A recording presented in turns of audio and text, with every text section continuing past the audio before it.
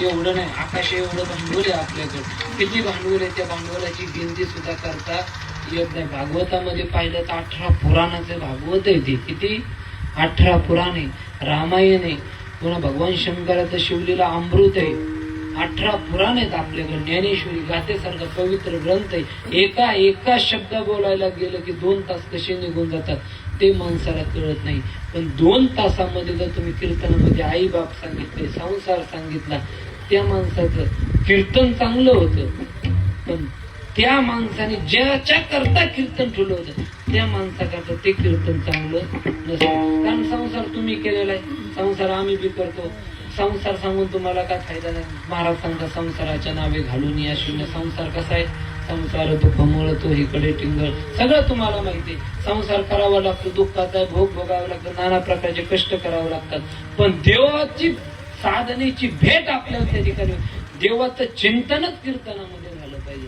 कारण आपण ज्या ज्या श्रोत्यांची कीर्तन ऐकतो त्याच्यामध्ये देवाचं चिंतन आपल्याला ऐकायला मिळतं. आणि असे महाराजांनी मला सांगितलं, कलियुगाला जे शब्द झाले आहे ना, छोट्याचा मान वर गेला, खरे तसे तळाशी, सगळं तसं उलट गणित होऊन बसलं. म्हणून जाता असताना या आईच्या चरणावरती आपली कीर्तन सेवा समर्पित करायची. महाराज या अभंगामध्ये महाराजांनी सांगितलं, आता तरी पुढे हाची उपदेश नका करू नाश आयुष्याचा. बाबा आयुष्याचा नाश तुम्ही करू नका, कारण आयुष्याचा नाश झाला ना पुन्हा हे आयुष्य मिळत नाही. ज्याला हात नाही त्याला हाताची किंमत विचारा, ज्याला पाय नाही त्याला पायाची किंमत विचारा, ज्याला बोलता येत नाही त्याला बोलण्याची किंमत विचारा, ज्याला डोकं नाही मंद आहे त्याला डोक्याची किंमत विचारा. ज्याला प्रत्येकाला प्रत्येकाची किंमत त्या ठिकाणी विचारावा लागते.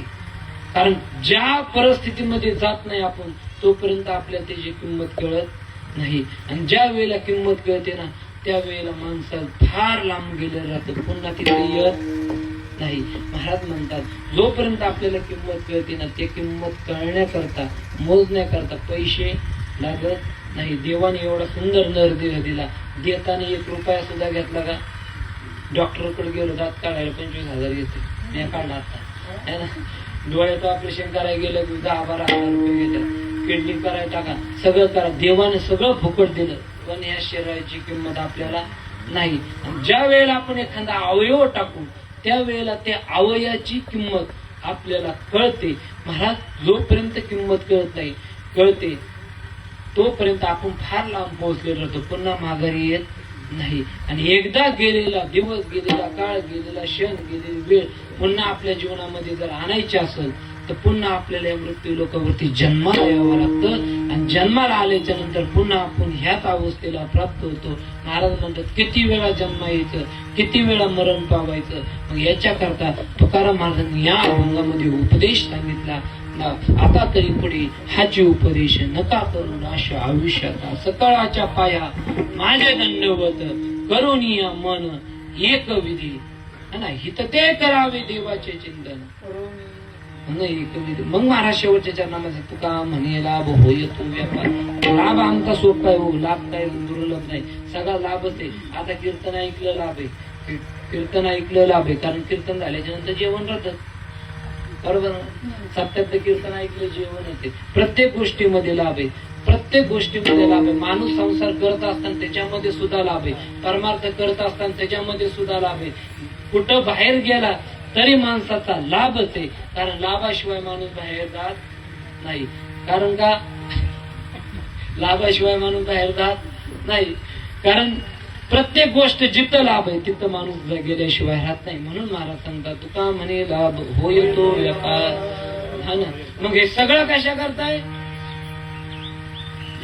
इथं ते करावे देवाचे चिंतन. मग महाराज सांगतात सगळं झालं, आमचं मन देवापेक्षा लागलं, आम्हाला उपदेश कळाले, व्यापार कळाला, सगळं कळालं, पण या देवाचं नामस्मरण घ्यायचं कसं हे तुम्ही सांगा. सगळ्यांनी प्रेमाने 2 हात वर करायचे. करा 2 हात वर. तुम्ही ना तुम्ही केलं टाळ करा 2 हात वर. विठोबा